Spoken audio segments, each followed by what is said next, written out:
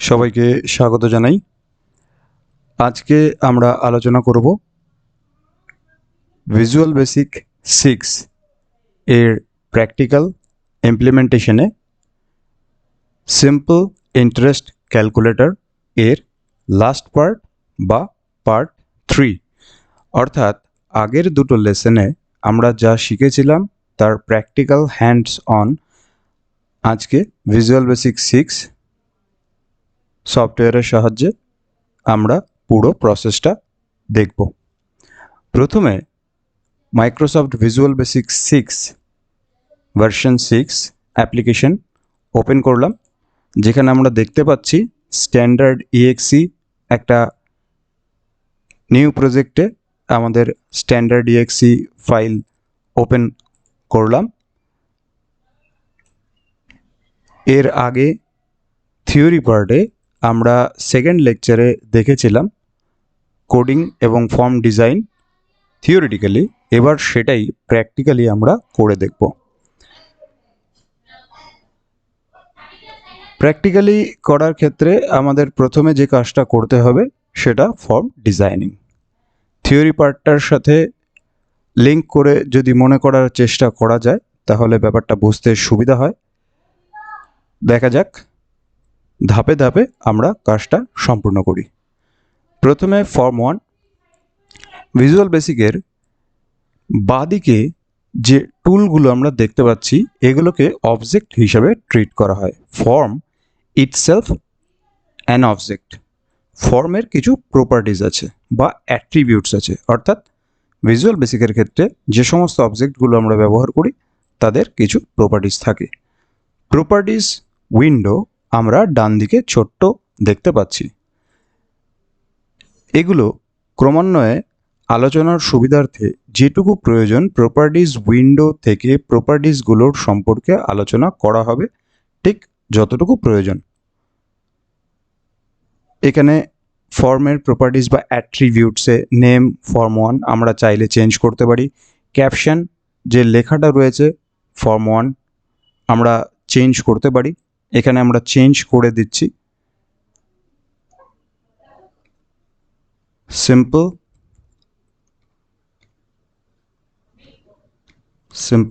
Interest calculator. Simple interest calculator আমরা এখানে লিখছি।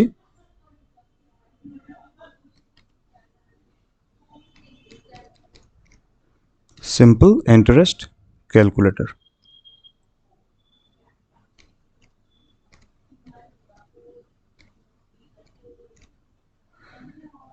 আমরা লিখলাম সিম্পল ইন্টারেস্ট ক্যালকুলেটর।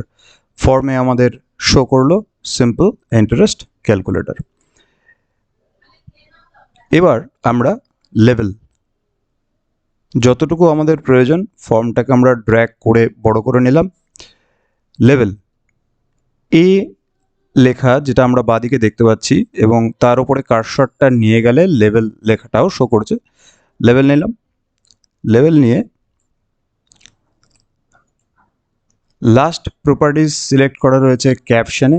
ক্যাপশনে আমরা দেখতে পাচ্ছি লেভেল অবজেক্টের ক্যাপশন অ্যাট্রিবিউটস বা প্রপার্টিজ লেভেল 1 লেখা রয়েছে। এখানে আমরা লিখব প্রিন্সিপাল অ্যামাউন্ট।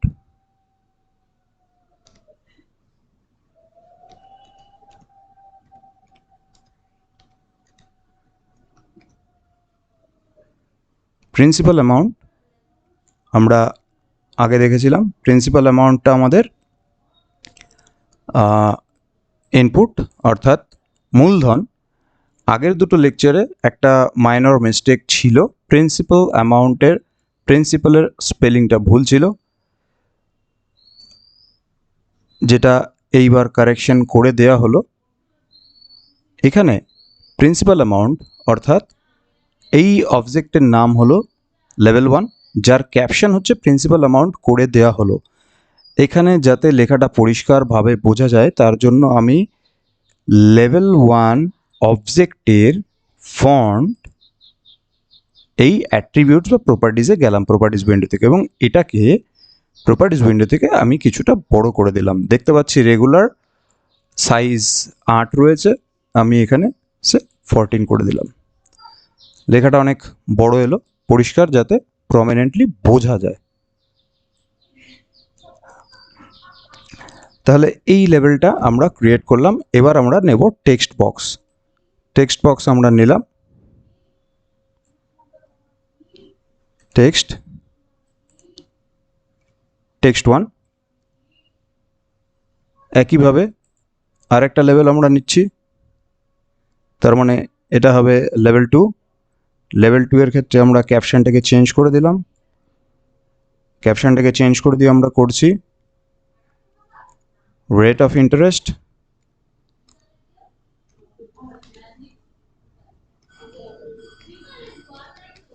করলাম rate of interest. Rate of ইন্টারেস্টের ক্ষেত্রে আমি একইভাবে, এইটা অবজেক্টের নাম হচ্ছে অ্যাকচুয়ালি লেভেল 2, আগেই বলেছি, আবারও রিপিট করছি বোঝার সুবিধার জন্য। এবং ক্যাপশন আমরা চেঞ্জ করলাম রেট অফ ইন্টারেস্ট লিখে। এর ফন্ট অ্যাট্রিবিউটস বা প্রপার্টিসে গিয়ে আমরা সাইজ আগের মতোই একই রকম 14 করে দিলাম। সাইজটা আমরা নিজেদের পছন্দ মতো সিলেক্ট করতে পারি। তাহলে আর একটা ইনপুট নেবার জন্য আমরা কি করব, রেট অফ ইন্টারেস্টের যে ইনপুটটা নেব সেটার জন্য আমরা আর একটা টেক্সট বক্স নিয়ে নিলাম। তার মানে এটা আমাদের চলে এলো টেক্সট 2। সিকোয়েন্স মেনটেন করে নামকরণগুলো অটোমেটিক্যালি সফটওয়্যার করে নেয়। টেক্সট 1, টেক্সট 2 আমরা নাম চেঞ্জ করতে পারি, এই মুহূর্তে করার দরকার নেই। আচ্ছা, রেট অফ ইন্টারেস্ট কমপ্লিট হলো। এবার আমরা যাব লেভেল 3। একটা অবজেক্ট নিচ্ছি, যার ক্যাপশন আমরা লিখব টাইম। টাইম অর্থাৎ ঠিক একইভাবে ফন্টের আমরা সাইজটাকে চেঞ্জ করে দেবো যাতে পরিষ্কারভাবে বোঝা যায়। 14 করে দিলাম। টাইমটার জন্য একইভাবে তার এগেইনস্টে একটা টেক্সট বক্স আমরা নেব, সেটা অটোমেটিক্যালি টেক্সট 3 হয়ে যাবে। তাহলে সিম্পল ইন্টারেস্ট ক্যালকুলেশনের জন্য যে 3টে ইনপুট আমাদের দরকার ছিল, principal amount, rate of interest, time, 3টে ইনপুটের জন্য 3টে লেভেলিং করা হয়ে গিয়েছে এবং তার করেসপন্ডিং টেক্সট বক্স যার মাধ্যমে এন্ট্রিটা হবে ইনপুটগুলো, সেগুলো নেওয়া হয়ে গেল। এবার আমরা চলে আসব command button. Command button select করলাম। কমান্ড 1 অটোমেটিক্যালি এর নাম হবে, আমরা দেখতে পাচ্ছি প্রপার্টিজ উইন্ডোতে নাম কমান্ড 1। কার্সরের দিকে লক্ষ্য রাখলেই বোঝা যাবে আমি কোথায় কার্সরটা নিয়ে যাচ্ছি। ফন্টটাকে আমি চেঞ্জ করব, তার আগে আমি ক্যাপশনটাকে চেঞ্জ করে দেবো। ক্যাপশনে গেলাম, ক্যাপশনে গিয়ে আমি কি লিখছি, ক্যালকুলেট। এই ক্যালকুলেট বাটনে যখন ক্লিক করা হবে তখনই অ্যাকচুয়াল ক্যালকুলেশনটা হবে।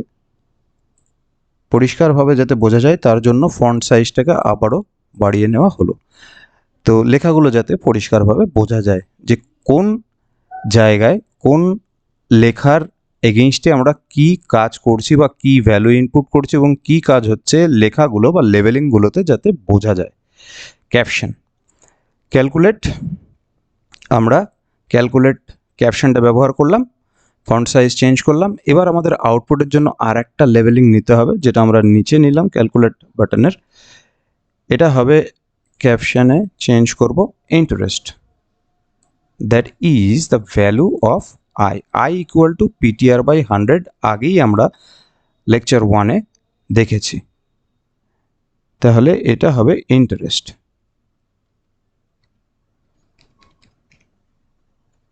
একইভাবে ফন্ট অ্যাট্রিবিউটস সিলেক্ট করে তার মধ্যে সাইজ চেঞ্জ করে নিলাম ইন্টারেস্ট।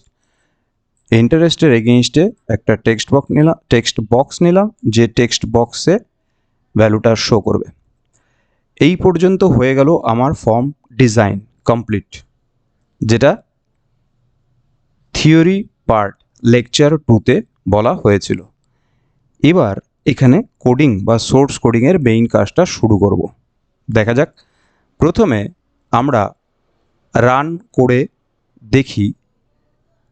রান, কার্সারটাকে লক্ষ্য করতে হবে, স্টার্ট, একটা প্লে বাটন দেখা যাচ্ছে ওপরে টুলবারে, মেইন টুলবারে। এটাকে যখন আমরা ক্লিক করব স্টার্ট, তখন অ্যাকচুয়ালি রান হবে। রান হলো, রান হওয়ার সঙ্গে সঙ্গে এখানে text 1, text 2, text 3 and text 4 লেখাগুলো শো করছে। এগুলো আমার দরকার নেই, তাহলে আমি এখানে স্টপ করলাম। পজ, ব্রেক রয়েছে, যেটা পজ বাটন দিয়ে বোঝানো হচ্ছে, আর একটা স্টপ বাটন রয়েছে যেটা এন্ড করছে, অর্থাৎ প্রোগ্রামটা রান করবে না, স্টপ করবে। এন্ড করলাম। তাহলে ফর্ম লোডের সময়, ফর্ম লোড এই কথাটা মাথায় রাখতে হবে। ফর্ম লোডের সময় আমাদের টেক্সট বক্সগুলোকে খালি করতে হবে বা ফাঁকা করতে হবে, যাতে আমরা ভ্যালুগুলো ইনপুট নিতে পারি। তাহলে ফর্মের উপরে আমরা ডাবল ক্লিক করব বা রাইট ক্লিক করে কাজটা করা যায়। আমরা এখানে ডাবল ক্লিক করলাম।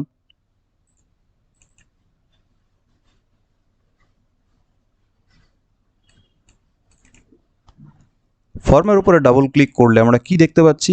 একটা সাবরুটিন কল হলো মেইন পার্ট প্রোগ্রামের। আস্তে আস্তে আমরা প্রোগ্রামের সোর্স কোডের মধ্যে ঢুকছি। প্রাইভেট সাব ফর্ম লোড, তার মানে ফর্ম একটা অবজেক্ট, যার লোড একটা ইভেন্ট। লোড হওয়ার সঙ্গে সঙ্গে কি হবে? এইবার সেই সাবরুটিনের মধ্যে আমাদের ফাংশন বা কাজের কোডটাকে পুট করতে হবে। কোডটাকে আমরা পুট করি, কি হবে? এখানে টেক্সট বক্সগুলো খালি হবে। তাহলে টেক্সট 1 ডট টেক্সট, যখনই আমরা কোড লিখছি, ভিজুয়াল বেসিক প্রোগ্রামিংয়ে কোড সাজেস্ট করে টেক্সট যখনই শো করেছে ট্যাব দিয়ে চলে যাব। টেক্সট 1 ডট টেক্সট, তার মানে টেক্সট 1-এর যে টেক্সট সেটা ইকুয়াল টু, আমরা double quote, double inverted code, opening and closing করলাম। কোড অটোমেটিক্যালি তার পজিশনগুলো যেভাবে লেখা উচিত, ইনস্ট্রাকশনগুলো বা সেট অফ ইনস্ট্রাকশনগুলো অটোমেটিক্যালি তারা সঠিক প্লেসে চলে যায় ভিজুয়াল বেসিকে, কোড যদি সঠিকভাবে লেখা হয়। Text 1 dot text equal to double quote. এই পর্যন্ত যদি আমরা করি তাহলে আমরা কি দেখতে পাই? এখান থেকে আমরা ক্লোজ করলাম কোড উইন্ডোটা, আবার রান করলাম। রান করলে আমরা দেখতে পাচ্ছি টেক্সট 1 এর বক্সটা খালি হয়ে কার্সরটা সেখানে ব্লিঙ্ক করছে। তার মানে আমরা বুঝতে পারলাম, স্টপ করি, এই কোডের সাহায্যে আমরা টেক্সট 1 বক্সটাকে খালি করলাম, যাতে আমরা ইনপুটটা নিতে পারি। আবার আমরা ডাবল ক্লিক করলাম, ডাবল ক্লিক করলে ফর্মের ওপরে ফর্ম লোড ইভেন্ট চলে এলো। কপি পেস্ট করছি এই লাইনটাকে, যাতে বারবার আমাকে টাইপ করতে না হয়। কন্ট্রোল সি, দেন পরে কন্ট্রোল ভি।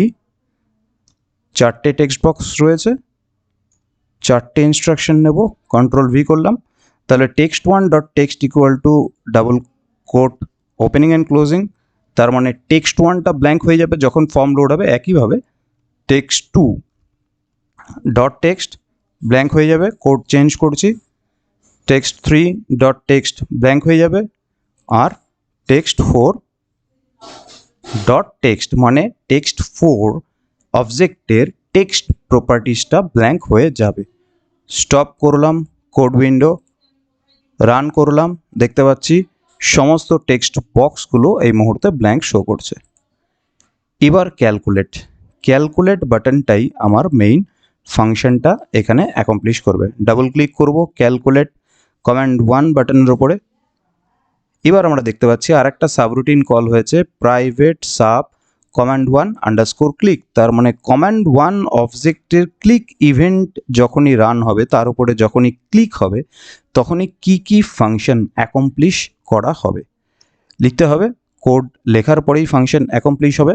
আমাদের এখানে এবার ভেরিয়েবলগুলো ডিক্লেয়ার করতে হবে, ডিফাইন করতে হবে। ডিফাইন আর ডিক্লেয়ারের মধ্যে পার্থক্য আছে, তবুও আমরা ইনিশিয়ালি দুটোকে সেম ধরে কাজ করব, অর্থাৎ ডিফাইন বা ডিক্লেয়ার করা একই ধরে নেব, যদিও পার্থক্য রয়েছে। ডাইমেনশন কী নিচ্ছি আমরা? প্রিন্সিপাল অ্যামাউন্টের জন্য পি ভেরিয়েবল, কমা আমরা রেট অফ ইন্টারেস্টের জন্য আর ভেরিয়েবল, কমা টাইমের জন্য আমরা টি ভেরিয়েবল নিলাম। এবং টি ভেরিয়েবলটাকে আমরা এখানে নেব না। কেন নেব না বলছি, প্রিন্সিপাল অ্যামাউন্টের জন্য পি, রেট অফ ইন্টারেস্টের জন্য আর, আর ইন্টারেস্ট ক্যালকুলেশনের জন্য আই। অ্যাজ এই যে ভেরিয়েবলগুলো নিলাম এগুলো সেম টাইপের ভেরিয়েবল, অর্থাৎ ডাবল, ডিও ইউ, সঙ্গে সঙ্গে কোড উইন্ডোতে ভিজুয়াল বেসিক সাজেস্ট করেছে ডাবল।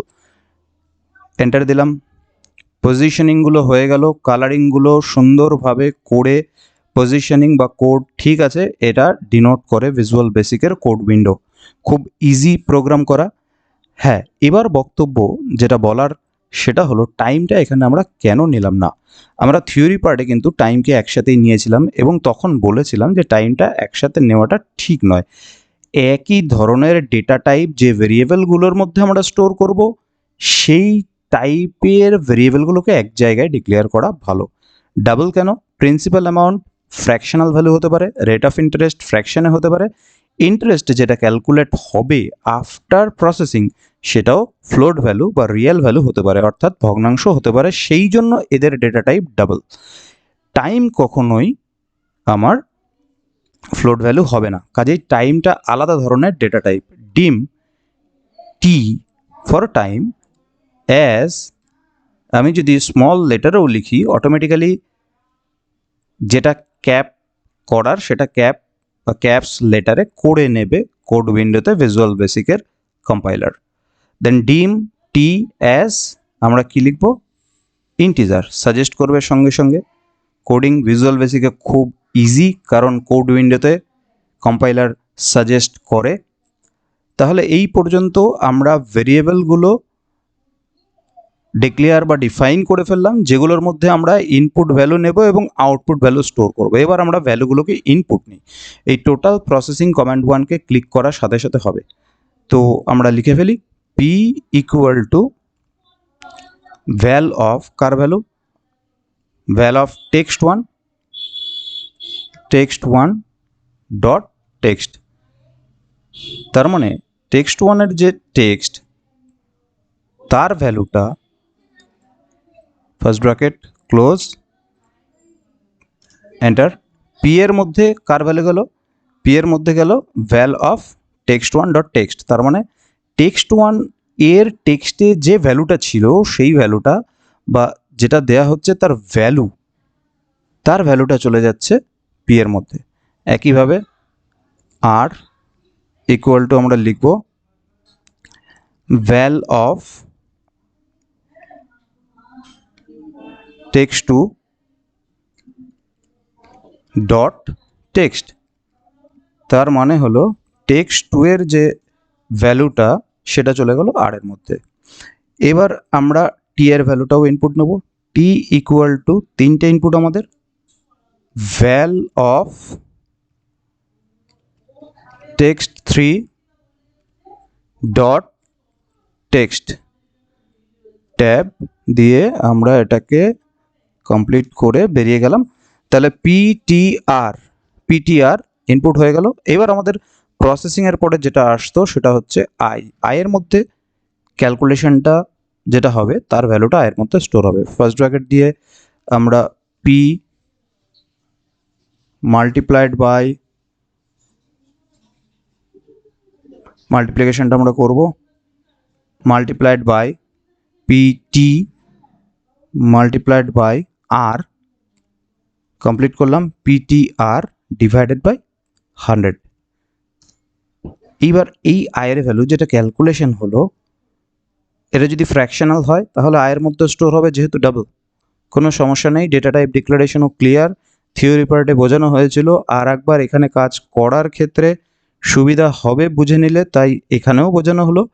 এইবার ভ্যালুটা স্টোর করব কার মধ্যে? text4 এর মধ্যে। text4 ডট টেক্সট ট্যাব দিলাম, ইকুয়াল টু কি? ইকুয়াল টু হলো আই, অর্থাৎ আয়ের ভ্যালুটা শো করবে ক্যালকুলেশনের পরে text4 এর টেক্সট হিসাবে আয়ের ভ্যালুটা শো করবে। ক্লোজ করলাম। এবার আমরা রান করে দেখি। আমরা সে আগের দিনের যে ভ্যালুটা নিয়েছিলাম সেই ধরনেরই যে কোনো একটা ভ্যালু ইনপুট করি। সে প্রিন্সিপাল অ্যামাউন্ট আছে 16,000, রেট অফ ইন্টারেস্ট আছে সে 7, আর টাইম আছে ধরে নিলাম 6 বছর। তাহলে ইন্টারেস্ট ক্যালকুলেট হলো, ক্যালকুলেট বাটনে যেই ক্লিক করলাম 6,720 টাকা। এই পর্যন্ত ক্যালকুলেশন খুব ক্লিয়ারলি বোঝা গেল, আশা করি কোনো সমস্যা নেই। এরপরে আর একটা ছোট্ট পার্ট বলে দেওয়া বেটার, যেটা হলো ইএক্সি ফাইল জেনারেট করা। প্রজেক্টটাকে সেভ করে নিচ্ছি আমি। প্রথমে সেভ প্রজেক্ট বা save project as file menu থেকে গিয়ে আমরা VV98 ফোল্ডারের মধ্যে সেভ হচ্ছে, আমরা এখানে করে নিলাম সিম্পল ইন্টারেস্ট ক্যালকুলেটর। সংক্ষেপে আমরা এখানে অ্যাব্রিভিয়েশন করে লিখলাম SIC, সিম্পল ইন্টারেস্ট ক্যালকুলেটর, বা এটা না লিখে আমরা একদম নাম সিম্পল ইন্টারেস্ট। এতে পরবর্তীতে ফাইলটা খুঁজে পেতে সুবিধা হবে। সিম্পল ইন্টারেস্ট ফাইল টাইপ কি দেখতে পাচ্ছি, FRM, ফর্ম সেভ হচ্ছে সেভ। এইবার ভিজুয়াল বেসিক প্রজেক্ট হিসেবে প্রজেক্ট 1, এখানেও আমরা একই নাম দিচ্ছি সহজে যাতে পরবর্তীতে খুঁজে পাওয়া যায়, সিম্পল ইন্টারেস্ট। ফাইল টাইপটা শুধু আলাদা হয়ে যাবে, আগেরটা FRM ছিল।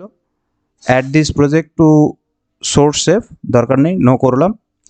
এরপরে আমরা ইএক্সি ফাইল জেনারেট করব। কিভাবে জেনারেট করছি, ফাইল থেকে সিম্পল ইন্টারেস্ট ডট VBP এটা আমাদের শো করছে। আমরা ইএক্সি ফাইল জেনারেট করার জন্য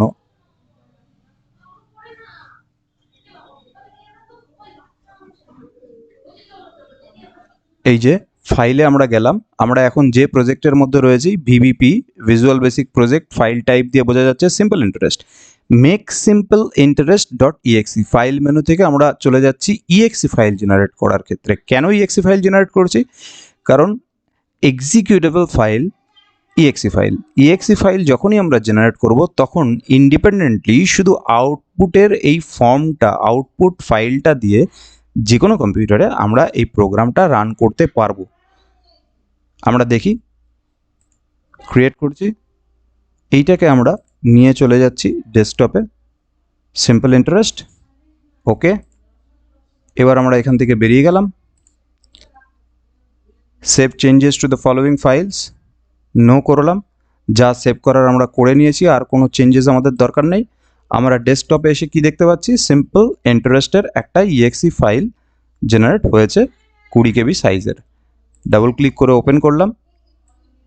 কোনো রকম কোনো কোড উইন্ডো বা ভিজুয়াল বেসিকের সোর্স কোড উইন্ডো সফটওয়্যারের মাধ্যমে আসছে না, এটা একটা ইন্ডিপেন্ডেন্ট ইএক্সি ফাইল, যেটা যে কোনো কম্পিউটারে, যে কোনো অপারেটিং সিস্টেমে যেখানে executable file, EXE file, except Linux, উইন্ডোজের যে কোনো ভার্সনে এই ইএক্সি ফাইলটা নিয়ে যদি আমরা ক্যালকুলেশনটা করি, কোড ছাড়া, অর্থাৎ সোর্স কোড আমার জানার দরকার নেই, দেখারও দরকার নেই, এটা একটা অ্যাপস হিসেবে কাজ করবে, যেটার সাহায্যে আমরা সিম্পল ইন্টারেস্ট ক্যালকুলেশন করতে পারবো। আবার সেই ভ্যালুটা দিয়ে আমরা দেখি, একই ভ্যালু,